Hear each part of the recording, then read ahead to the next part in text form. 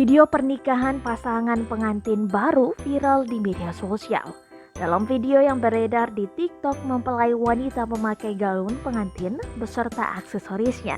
Mempelai wanita juga memakai baju toga, sementara mempelai pria tampak mengenakan seragam dinas. Video pernikahan sambil wisuda viral dan menjadi bahan perbincangan warganet di tanah air. Cerita TikTok di atas pertama kali dibagikan oleh akun TikTok @ayurahayu_. Pada 24 Desember 2020 lalu, konten tersebut diawali dengan memperlihatkan suasana pesta pernikahan. Mempelai pria tampak mengenakan seragam dinas, sedangkan pasangannya mempelai wanita memakai gaun pengantin beserta aksesorisnya.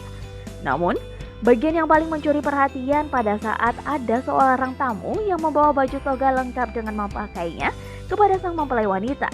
Hingga Jumat 1 Januari 2021, konten milik @ayurahayu_ sudah ditonton lebih dari 100.000 kali dan menuai komentar pengguna TikTok lainnya.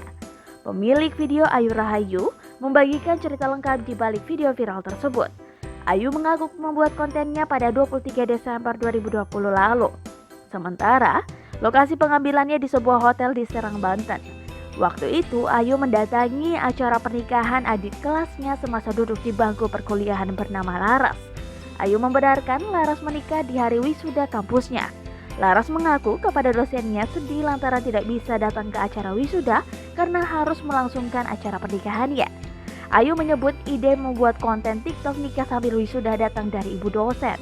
Perempuan yang tinggal di Pandeglang, Banten ini tidak menyangka video yang dirinya buat viral. Bagi Ayu sendiri, momen menikah sambil wisuda belum pernah ditemuinya.